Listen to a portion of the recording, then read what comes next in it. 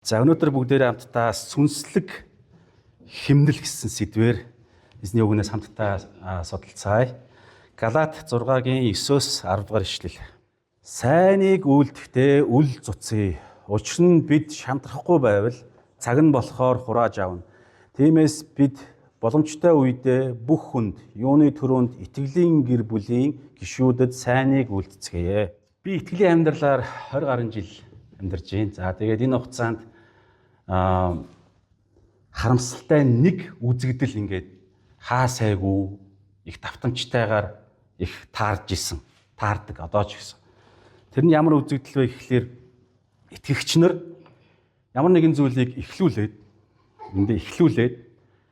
тэгээд дундаас нь зогсоож байгаа. Ийм хэлбэр.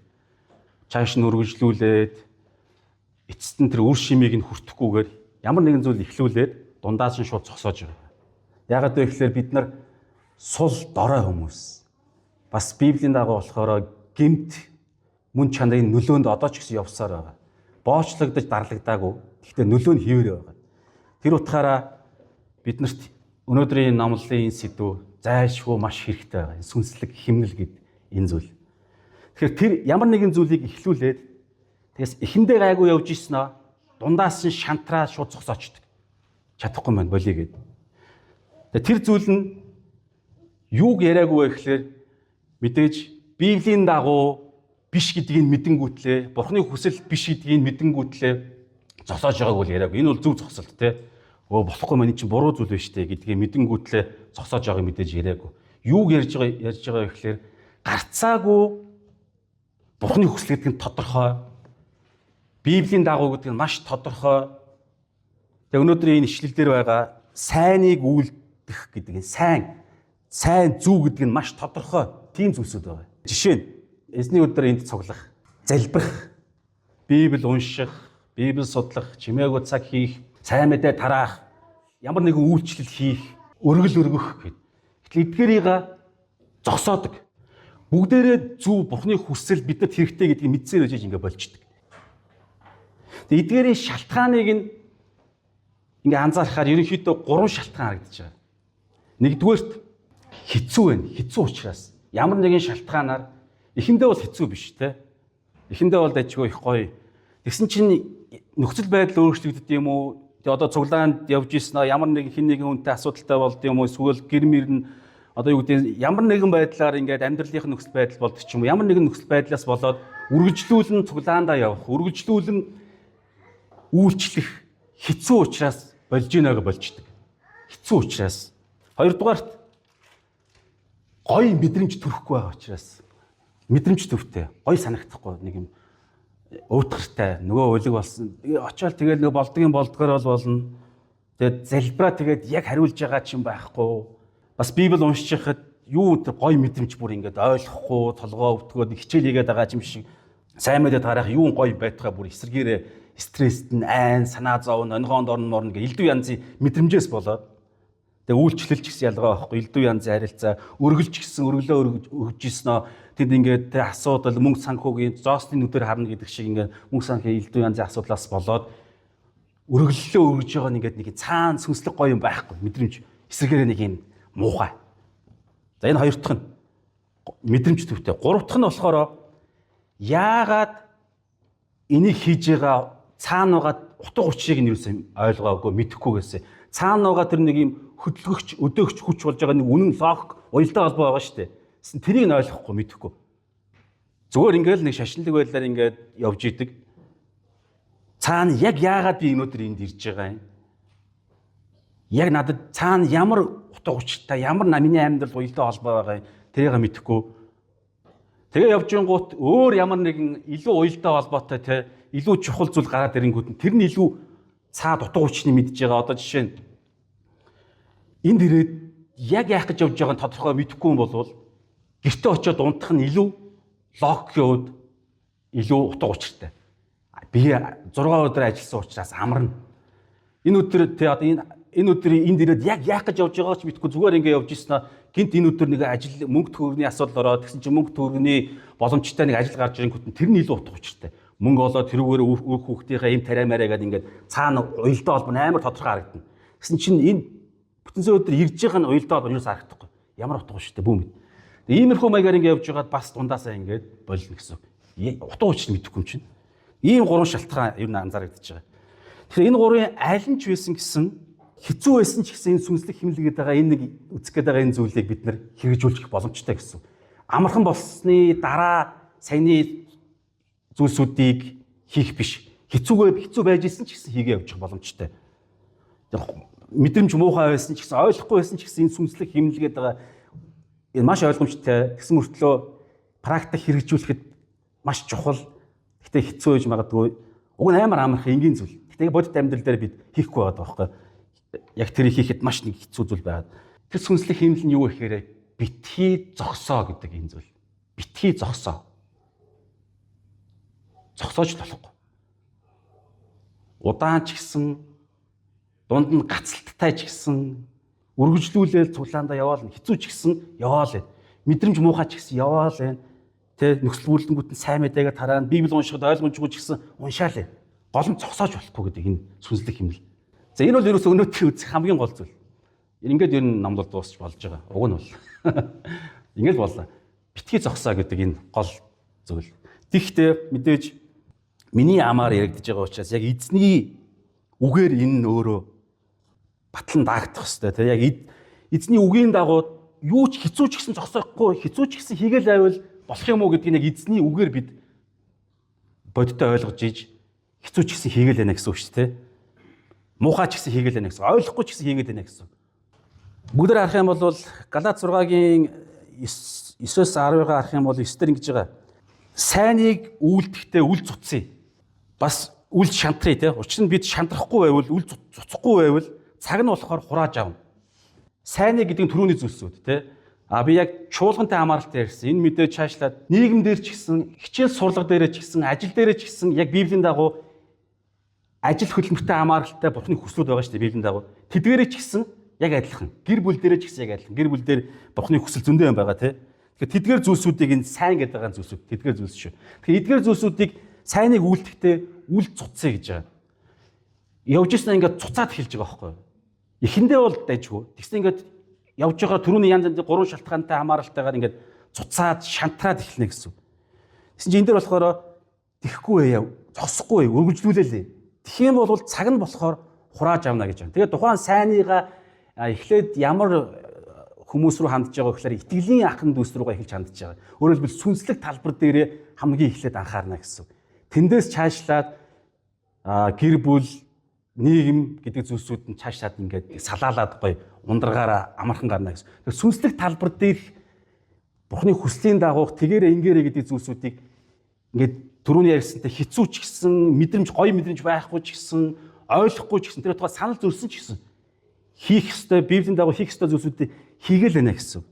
Тэгэх юм бол цаг нь болохоор хурааж авна гэж байгаа. Одоо жишээ нь итгэлийн ахын дүүснэр тиймээс бид боломжтой үедээ бүх хүнд тэр дундаа юуны төрөнд итгэлийн гэр бүлийнхаа гишүүд. Тэгэхээр би биендээ жишээ нь тусалсаар байна гэсэн. Нөгөөх нь давраал, дандаа гуугаал байсан ч үгүй туслал байна гэсэн. Энд нэг маш чухал юм байгаа байхгүй. Тусалсаар байна. Хүний бодол ажиллахгүйгээр давтамжтайгаар ингээд хийгээл байна гэсэн. Есүсийн ерөн нэртэл эцсийн барайнд ортол ургацаа хураах хүртэл гэж байгаа. Яг одоо нөгөө нэг цаг нь болохоор хурааж аав. Хурааж автлаа юу нь Библиэлд сайн. Одоо жишээ нь Библиэнд тусалсаар байна. Ойлгож өгсөөр байна. Нөгөөх нь ингээд өөр нь ойлгоод ах чи намайг хариуд нь ойлгохгүй байна. Лай адилхан хандын манд биш. Бидний зүгээс юу сайн тэрийг хийгээл байна гэсэн үг юусэн. Урамшуулсаар л байна. Уучилж өгөөлээ. Үйлчилж өгөөлээ би биендээ. Итгэлийн ахын дүүс нартайгаа. Энэ өөрөө бидний хардаа бид нар яг бидний талбай дээр тарьж байгаа үр байгаа байхгүй юу? Бид нар өөрсдөө цаг нь болохоор хурааж авна биднэрт ашигтай. Харин хурааж авахаас наан нь хэцүү. Марк 4:26-аас 29 харах юм бол ингэж байгаа.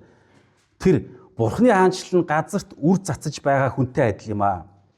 Шүн унтаж өдөр боссоор үр яаж урган өсөж байгааг тэр өөрөө ч мэдэхгүй. Ингээд туслаад уучилж өгөөл, өршөөж өгөөл, үйлчилж өгөөл ингээд үр тариалаа.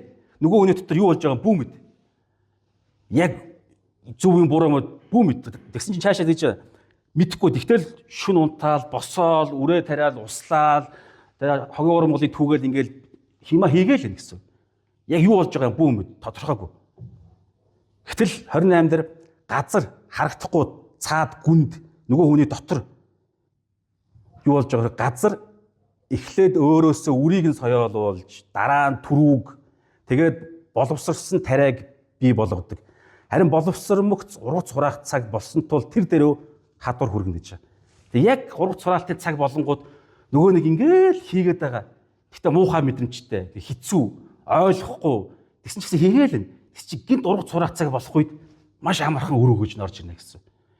Мэдрэмж юус хамаахгүй, хэцүү амархан юус яригдахгүй. Библиэнд байгаа тэр нь зүйл гэж явал хийгээл байна гэсэн. Зогсоож юусоо болохгүй. Энэ өөр яг нөгөө сүнслэг химнэл байгаа байхгүй. Хийгээл. Үргэлжлүүлэл байна гэсэн. Тусалсаар л байна, ойлгож өгөөл байна, урамшуулсаар л байна, уучлсаар л байна, үйлчлсээр л байна. За энэ харилцаа юм шүү дээ тий. Итгэгч нартай ингэж одоо яг хүний хэлээр одоо юу гэдэг нь жоохон энгийнээр ярих юм бол нөгөөтгөө бараг давраагаад байгаа юм шиг ингээл нэ гэсэн. Гэтэл нөгөө хүний дотор үр нь ингээд ургаж байгаа. Цаг нь болохоор надад үр шим норж ийн гэж ярьж байгаа тий. За энэ харилцаа юм шүү дээ тий. Итгэгч нар дундаа нэг харилцаан дээр бүр хамгийн чухал. Тэр харилцаанд л энэ усалсаар, зориулсаар, хэцүү ч гэсэн зориулсаар, ойлгохгүй ч гэсэн зориулсаар байж чадвал юусаа маш амархан бусад ингээд салбарлууга гарчна гэсэн. Тэрний ямар харилцаа вэ гэхээр хос буюу эхнэр нөхрийн хоорондын харилцаанд. Энэ бүр хамгийн чухал байна. Библийн дагуу.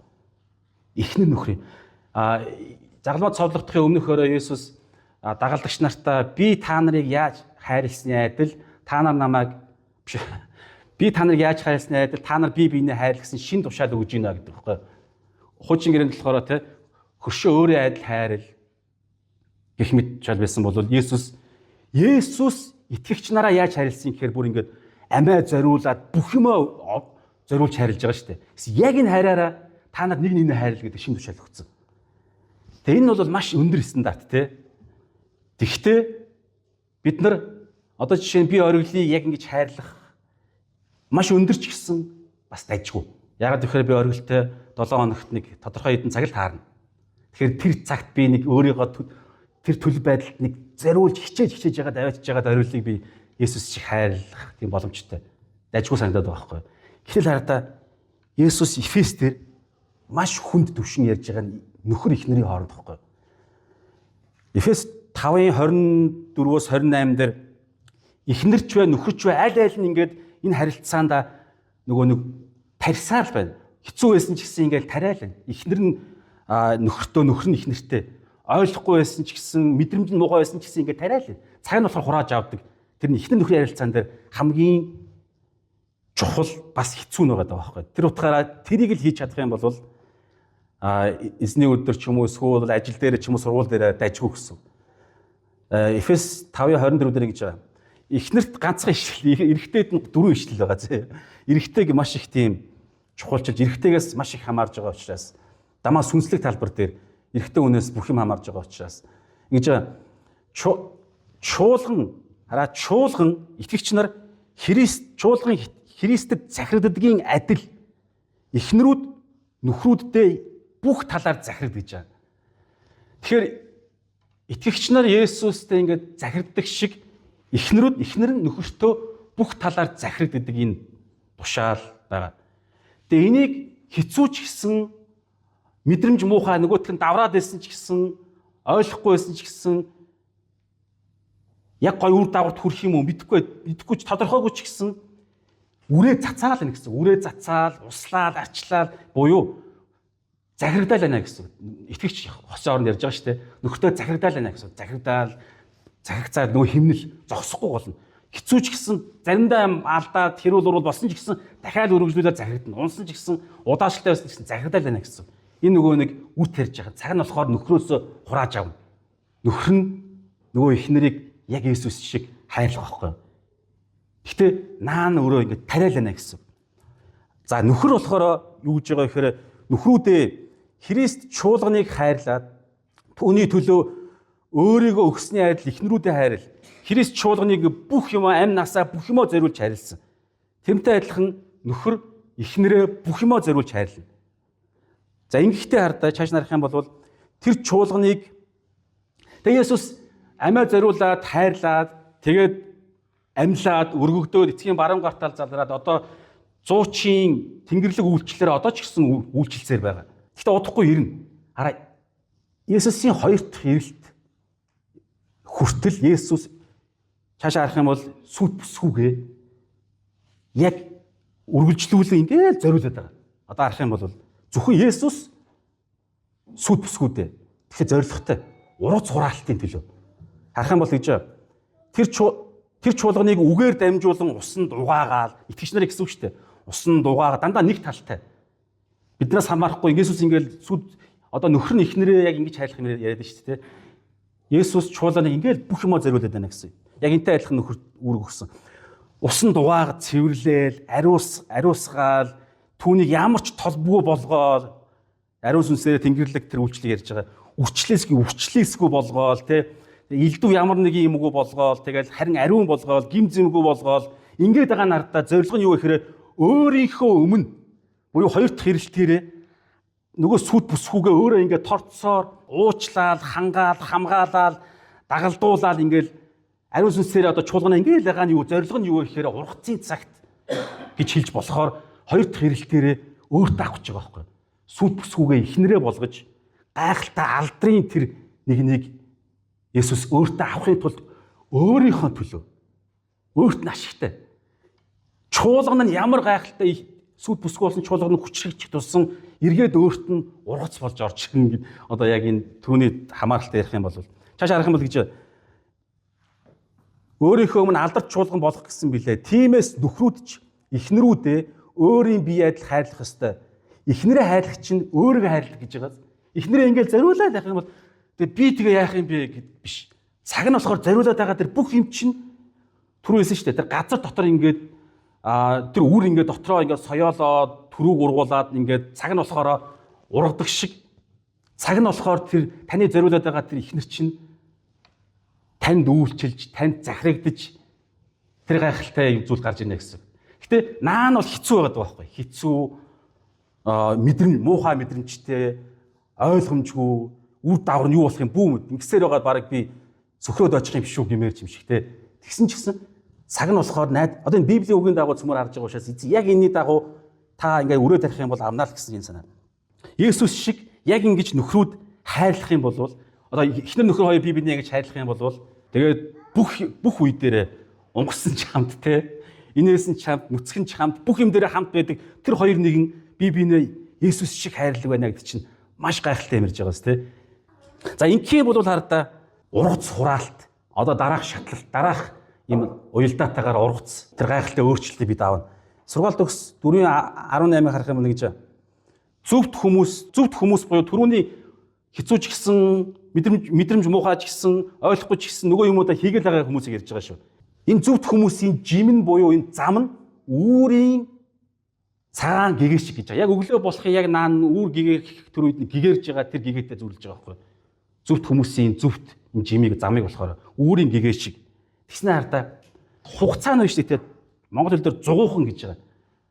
Амар удаашралтайгаар. Зугуухнаар ингээд тодорсоор энэ нөгөө химнэл байгаа даахгүй сүнслэг химнэл. Багаар хамгийн гол нь. Яарж юусаа болохгүй. Сатан харах юм бол яг яаруулдаг байгаа даахгүй. Сатаны хамгийн анхны гимиг ч гэсэн харах юм бол яг тэгж байгаа. Чи итгэл юм бол энэ өдөр шууд тэгнэ. Эзэн ингээд насан туршдаа өн мөнхөд дуулууртай дагаж явж их үед насан туршдаа алхамаар зугуухнаар багаар сайн муугийн мэдлэгийг өгөх зорилготой байсан байхгүй юу? Бурхан сайн муугийн мэдлэгтэй байсан шүү дээ. Тэр утгаараа Эхлэл 3:20 дээр энэ хүн одоо сайн мууг мэдэх талаараа бидэнтэй адилхан боллоо гэж ярьдаг тийм. Тэгэхээр сайн муугийн мэдлэг нь яг туршлагаараа мууг хийгээд биш байхгүй юу? Юу нь муу юм, юу нь сайн гэдэг тэр яг зөв мэдлэгийг багаар ингээд насанд өн мөнхийн туршид бүр ингээд багаар авах хэрэгтэй байдал. Сургаалт өгс 1:7 дээр те эзнээс эмээх нь мэдлэгийг эхлэх гэж байгаа. Сайн муугийн мэдлэг хүртэл орж байгаа. Тэгсэн чинь сатаа юу гэсэн бөхөр үгүй өнөөдөр энэ өдөр чи шууд Есүс бурхантай адилхан болно. Шууд сайн мууг мэднэ гэдэг. Нэг юм яаруулдаг. Шууд дорн. Шууд мөрөгч. Есүс надад мөрөгч. Тэгвэл би чамд шууд энэ дэлхийн ертөнцийг өгье. Есүс чинь юу? Бүх иш үзүүлгийг биелүүлж, цовдлуулж бүх юм хийх хэрэгтэй. Ихэл амар амархан зүгээр газ гэдэг. Дэлхийн ертөнд яг тэгж байгаа шүү дээ. Тэгсэн чинь хардаа үгүй. Зугуухнаар тодорсоор тэгээд хардаа гэгэн өдрийг дүүрэн авчирна гэж байна. Тэгээд цоош нь нар дүүрэн төрөл бүрийн гайхалтай байгаль дэлхийн ертөнд харагдсан өдөр эхэлж байгаа байхгүй. Ингээд гэтээ баг өдөр болтол ингээд багаар ингээд жоохон яваад байна гэсэн. Энэ үед хэцүү, мэдрэмж муухай, зогсож болохгүй байгаа байхгүй. Зогсож ерөөсөө болохгүй. Хийгээл байна гэсэн. Тун удахгүй, урууц гараан гэдэг шиг тун удахгүй өдөр болно гэж ярьж байна. 2 дугаар Коринт 3:18 дээр хараа түүний дүрд Есүстэй адилхан гэсэн. Есүсийн дүрлүү эзний сүнсээр алдраас алдарт. Сая ингээ те гэгэн тодорсоор, зугуухан тодорсоор одоо энэ болохоор нэг зөв зүйл хийлээ. Нэг удаа найзыгаа уучлаа, нэг удаа эхнэрээ урамшууллаа, нэг удаа эхнэрээ уучлаа, те нэг удаа надад муу юм хийсэн, те нэг итгэгч дүүгээ, найзыгаа, ахыгаа уучлаа. Нэг алдар байхгүй, алдар. Нэг алдар. Ингээд нэгээр алдраас алдарт гэл багаар нэг тооцох тавигдлаа. Есүсийн болонгийн чулуу гэдэг шиг Есүсийн тэр суурин дээр ингээд нэг илчилт ойлголтоор яарч болохгүй байгаа байхгүй. Яарах үед ерөөсөө бид нар яг Бурхны биш өөрийн зорилгоо тавиад шүү баг Бурханд захиалга өгж байгаатай адилхан. Энэ маш том аюултай зүйл болж байгаа. Ийм багаар урагшлана гэж ярьж байгаа. Алдраас алдарт. Тэгээ алдраас алдарт өссөөр байгаад төлөвшсөөр байна гэсэн. Багаар ингээл бид нар төлөвшөөл, өссөөл хүчлэх болоод байгаа. Одоо удахгүй бид нар гой нөгөө нэг юу хэлэх гээд байгаа гол хүрэх гэж газар нь юу гэхээр одоо ургацаа авах гээд байгаа байхгүй. Нөгөө зовж утга мэдрэмж муухай мэдрэмжтэй байсан ч гэсэн хийгээд байгаа зүйл нь тун удахгүй өөрчлөгдөх гээд байгаа. Өөрчлөгдөнө. Тэр хүртэл юу гэхээр ингээд багаар ингээл ахиад байгаа. Төлөвшсөөр байгаа гэсэн. Есүстэй адилхан болоод. Тэгээ энэ хэдий хүртэл үргэлжлэх вэ гэхлээр Бурхны тэдийг хүртэл гэдэг шигтэй Бурхан биднэрт барайг хаан тавьсан. Хизээ бид үхэх юм. Есүс хизээ ирэх юм. Бид нар мэдэхгүй шүү дээ. Бурхан мэдж байгаа тийм. Тэгэхээр юугаар эцсээ хүртэл энийг хийсэл байна гэсэн. Үгүй ийм удаа юм уу?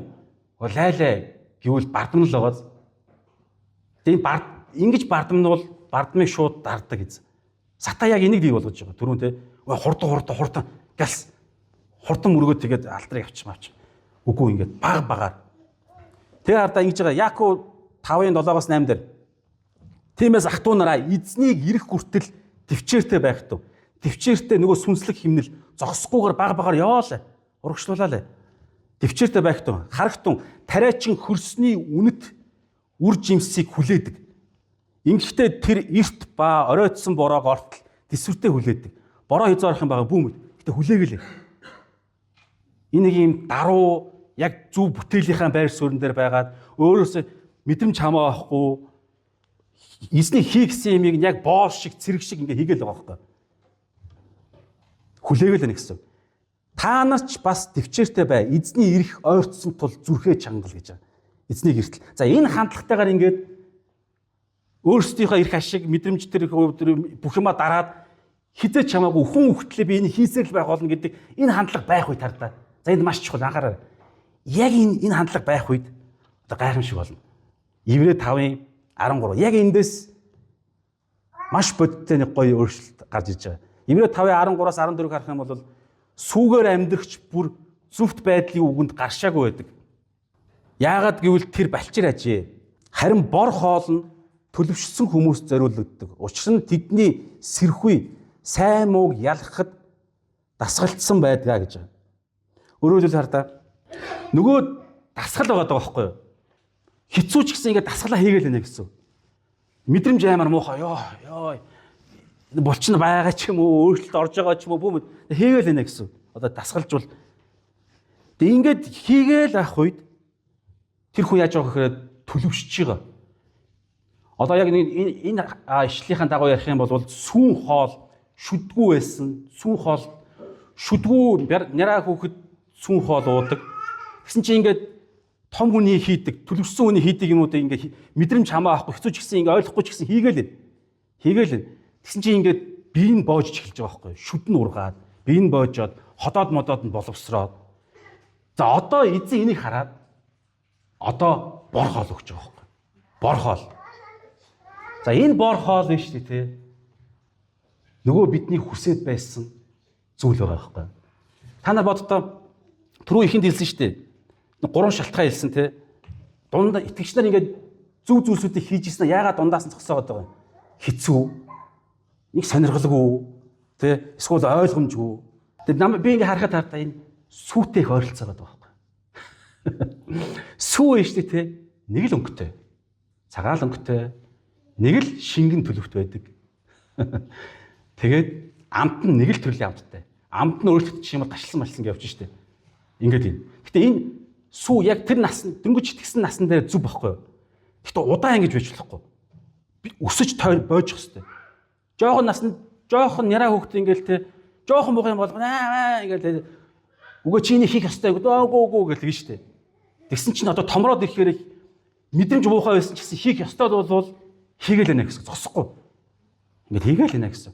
Тэгсэн чинь эннийх нь үр дагаварт нь юу өөрчлөгдөж байгаа гэхээр бид нар бор хоол идэх чадвартай болоод эхэлж байгаа. Шүд мүд ингээд бие организм ингээд шууд шингээх боломжтой. Тэгсэн чинь эзэн бор хоол өгж байгаа байхгүй юу? Тэр бор хоол нь төрөл бүрийн амттай. Төрөл бүрийн өнгөтэй. Та нар бод одоо ингээд уус үндэстэн болгоцтой төссөн шид эдэн 100 мянган хоол төрлийн хоол гэдэг үстэй. Бүр ингээд янз нөгөө эзний эдийн цэцэрлэг байсан нөгөө нэг асар олон жимс шүүдтэй адил жимстэй адилхан. Маш сонирхолтой. Тэ маш гоё. Тэгээ энэ өөрөө Бурхны илчлэлт ойлголтод байгаа байхгүй зөвхт байдлын үг гэж байгааз. Төлөвсөн үнэл зөвхт байдлын үгэнд гарчиж байгаа байхгүй. Илдүү маш гүн гүнзгий зүйлсүүд. Одоо яг энэ зүйлсүүд дааж чадах болох нь чухал байгааз. Ингээд дааж чадахын тулд мэдрэмж юу ч хамаахгүй. Мэдрэмж бай хэцүүж ясна гэсэн Библиэлд энэ зүг гэсэн бол тэрийг хийгээл яваад хахад дааж чадах булчин суугаад эхэлж байгаа байхгүй. Тэгээ тэрийг эзэн харж агаад одоо энэ хүнд бор хоолны үгүй буюу ингээд илчилт ойлголтууд өгж эхэлнэ. Тэр нь өөрөө маш гоё амттай. Нөгөө нэг хэцүү зүйлд нь амархан болно гэсэн. Нөгөө сонирхолгүй зүйлсүүд нь гоё сонирхолтой. Тэгээ ойлгохгүй байгаа зүйлсүүд нь ойлгохтой эхэлнэ гэсэн. Тэгээ ингээд ирэхээр нөгөө нэг дундаасаа зогсох шаардлагагүй амархан болж байгаа байхгүй. Тэгээ тэрнээс наан нь бидний хамгийн гол зүйлс нь зогсоож болохгүй гэдэг энэ санаа. Төрөл бүрийн илчилт ойлголтууд, төрөл бүрийн цоошин ертөнцүүд, илчилтүүд, гэрчлэлүүд, зүүд, нойр, магтаалын цаг, нөхөрлөлийн цаг, тэ одоо ингээд хосуудын хоорондын ярилцааны цаг ингээд хаанаас бор хоол орж ирнэ. Илчилт ойлголтууд. Тэг ингээд ирэхээр маш гоё, амархан болж эхэлж байгаа байхгүй. Тэр утгаар одоо хардаа тийм учраас Есүс Матай 18:28-аас 30 дээр ингэж байна. Зүдэж зүтгэгсэд хийгээд хүнд ачаа үүссэн бүгдээ над дээр ир. Би та нарыг амраа гэж байгаа. Амар хэцүү ёо. Гэхдээ хийгээлээ даа гэсэн чинь булчин сууж учраас эзэн одоо чадж байгаа учраас илчилт ойлголт хүчийг өгж байгаа. Тэрнийх нь хүчээрээ одоо амарч эхэлж байгаа байхгүй юу? Маш амархнаар амралтайгаар нөгөө зүйлсүүд хийж эхэлж байгаа. Зовж шаналж ёо ямар ядаргаатай юм бэ? Давраад ах юм ахын элдэн банз юм байхгүй. Бүр ингээд цаанаас нь ундраал байна гэсэн. Асар баян хүн ингээд нэг 100 мянган цаасмаас өгөхөөр ямар ч асуудалгүй. Хэдэн тэр бомтой хүн бол асуудалгүй шүү дээ. Тэрнтэй адилхан ингээд ундраал байна гэсэн юм ерөөс. Амархан. Зүдэд хүнд ачаа өрсөн бүгд над дээр би та нарыг амраая. Хараа буулгыг минь өөрсөд дээрээ ав. Буулга гэдэг чинь нэг юм шарны хүзүүн дээр зүүдэг ачаа үрдэг энэ модон штэ. Тэг харах юм бол зовох гэдэг байгаа штэ. Зовлон. Йоо нэг юм хийх юм уу? Йоо бусд үйлчлэх юм уу? Бусдыг ингээ уулчлах юм уу? Давраах юм уу? Йоо ингээд өөдөөс ингээ томроод байсан ч гэсэн ингээл даруу байгаалах юм уу? Йоо нэг юм хэцүү юм шиг. Тэгсэн чи хаа тэр буулга нь эвтэх хэцүү биш. Амархан бохгүй. Ара буулгыг минь өөрсөд дээр аав. Надаас сур. Есүс яг ингэж л амьдсан 33 жил. Надаас сур. Би дүлгөөн зүрхэндээ даруу. Тэгээ даруу байдал нь ингээд нөгөө нэг юм бор хоолнд орсон цаанаасаа эзний ивэл өрөөл хүчээр дүүрэн байгаа тэр хүн даруу байх нь ингээд бүр ингээд бяттайгаар булчинтайгаар даруу байж чадчих байгаа байхгүй. Та нар сэтгэлдээ амралтыг олох болно. Нөгөө сэтгэлдээ зовоодсон зүйлс чинь байхгүй болж байгаа. Тэгээ буулга минь аяттай, эвтэйхэн ачаа минь хөнгөн гэж байгаа. Яаж ингэж чадж байгаа гэхээр түрүү хэлсэн те ариун сүнсээр алдраас алдаад ариун сүнсний хүчээр үн хийгдэж байна гэсэн. Нөгөө бор хоол чинь өөрөө ариун сүнсний илчилт ойлголт, ариун сүнсний дараагийн түвшний дотн харилцаа нөхөрлөл, ариун сүнсний үр жимс хүч чадлууд байгаа байхгүй. За ингэх үед нөгөө зүйлсүүд нөгөө сайн эхэндээ хэцүү дундаасаа зогсоогоод байсан нөгөө зүйлсүүд чинь амар болж байгаа. Амар болно, сонирхолтой болно. Цаана энийг хийх нь ямар утга учиртай, ямар шалтгаанаар би бүтэнсээ өдөр энд ирдээ. Энэ надад яг яагаад надад ашигтай юм? Залбирах нь надад яг ямар байдлаар надад ашигтай юм? Үр өгөөчтэй гэхэд маш тодорхой тайлбарлаж тэрийг нь бүр ингээд харуулад гэрчлээд ойлгуулад ингээд дэлгээд харуулж чадах зүйлсүүд бий болно гэсэн. Тэгээ энийг хардаа надад би нэг ийм ус бэлдэж амжсангүй. Гэхдээ нэг ийм та нар нэг ийм зураг үзчихсэн бол 2 стакан байгаа тий. 2 стакантай. Тэгээд хоёунд нь ус байгаа. Нэг стакантай ус нь болохоор ингээд хар. Одоо манусын нөгөө сул дорой нөгөө ихэндээ ярьж ирсэн нөгөө нэг дундаас нь хайж маяад ингээд сул дорой тийм бидний байдал гим нүгэл мүгэл амиа бодсон ингээд элдв янзын. Нөгөө стаканд нь болохоор ингээд тэр ариун сүнсний тэр гайхалтай бор хоол гэдэг шиг тий. Тэр гайхалтай ариун сүнсний хүч, үр жимс, илчилт ойлголтууд зэ. Тэгээ та нар ингээд боддоо. Одоо тэр стакантаа ингээд ус руу ингээд нөгөө нэг үйлчлэл ч юм уу ингээд сайн мэд тараач юм уу библи судалдаг ч юм уу ингээд эхэлдэг штэ. Эхэндээ дайжгүй ярьсан тий. Тэгээ ингээд хийлээ ус хийлээ. Тэгээ ингээд за сайхан цагаан ус орж юм тэгээд ингээд шууд өөрчлөгдөх юм бол гэсэн өөрчлөгдөхгүй ингээд. Ингээд хараараа жоо ингээд байгаал байна гэсэн. Гэсэн чи ёо ядар ингээд худлаал юм биш үү? Ямар удд юм бэ? Хизээ цагаан болох юм бэ гэл тэ. Дүүрлээ штэ асгарлаа штэ. Ёо ямар хэцүү юм бэ? Нэм заваараа ингээд нэм хэцүү. Тэгээд зогсчих юм бол түрүү ярьсан те. Шууд цаашаа өсөх тэр нөгөө нэг бурхнаас авах тэр бор хоол нөгөө сайн сайхан амархан зүйл чинь шууд байхгүй болчих жоох байхгүй. Тийм учраас өнөөдрийн химнэл юу вэ гэхээр зогсож юусоо болохгүй. Энэ ардаа нь ус руугаа хийгэлэнэ гэсэн. Асгарна. Нөгөө нэг асуудалтайгаа хүнтэйгээ ингээд үйлчлэлэнэ гэсэн үг тий. Нөгөө нэг хийдэг юма хийгэлэнэ гэсэн үг. Зүг юма хийгэлэнэ гэсэн. Хийгэлэнэ гэсэн. Цагаан усаа ингээд асгаалэнэ гэсэн. Зогсож юусоо болохгүй. Асгаалэнэ гэсэн. Эсвэл ардаа ингээд явж исэн чинь гим нүгэл үлдлээ. Тий? Гим нүгэл үлдэнэ. Алдаа гаргана.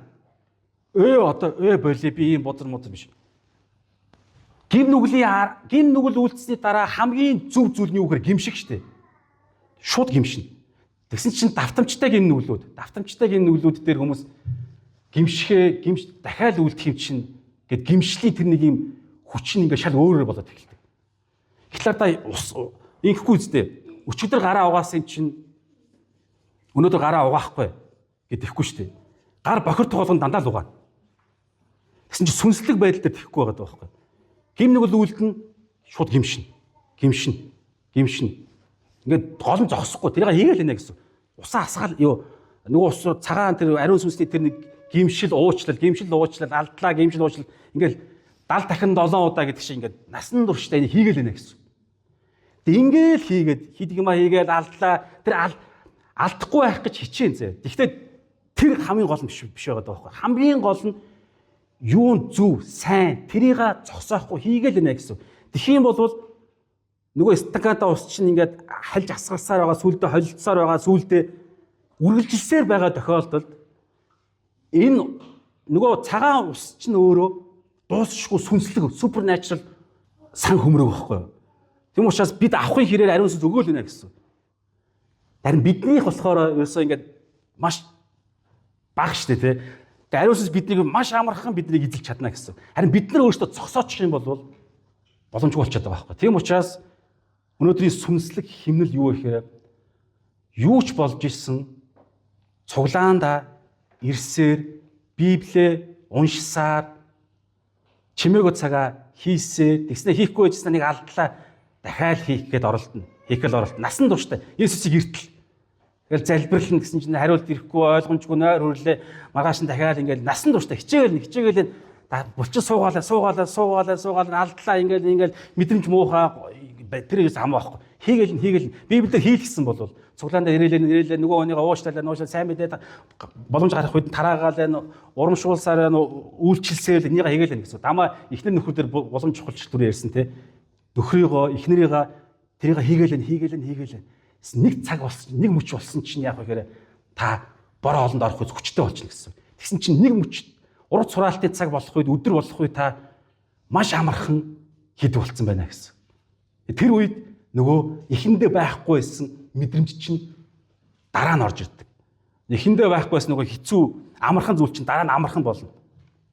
Тэг учраас эцэст нь гэж Бурхан Аавын гайхалтай амлалт та нарт сайн үлийг эхлүүлсэн тэрээр Бурхан Аав гэж сайн үлийг эхлүүлсэн тэрээр аврал нь биднээс биш шүү дээ, Бурхан. Тэгэхээр сайн үл Эфес 2-ын 8-аас 9 дээр авралын талаар 10 дээр нь авралын зорилго нэг байхгүй юу? Сайн үлсийн төлөө бид аврагдсан гэдэг. Тэгэхээр сайн үлсийн төлөө биднийг аврах тэр авралыг эхлүүлсэн. Энэ сайн үлийг эхлүүлсэн тэрээр үүнийг Христ Есүсийн өдрийг хүртэл өдөр алхамаар хүртэл төгс болгоно гэдэгт би бат итгэж байна гэж. Эзэн бидний зүгээс зогсохгүй мэдрэмжээсээ болоод боли гэхгүй тэ хэцүү учраас боли гэхгүй хийгээл байна гэсэн. Яг боол шиг гинжлэгдсэн боол шиг. За тэгээд дүгнэх юм бол ингэж хараа хэцүү ч гэсэн сонирхолгүй ч гэсэн ойлгохдохгүй байсан ч гэсэн түрүүний ярьсан Библийн дагуу сайн энэ зөв гэсэн зүйл юу вэ? Тэдгэрийг хийсээр л байна.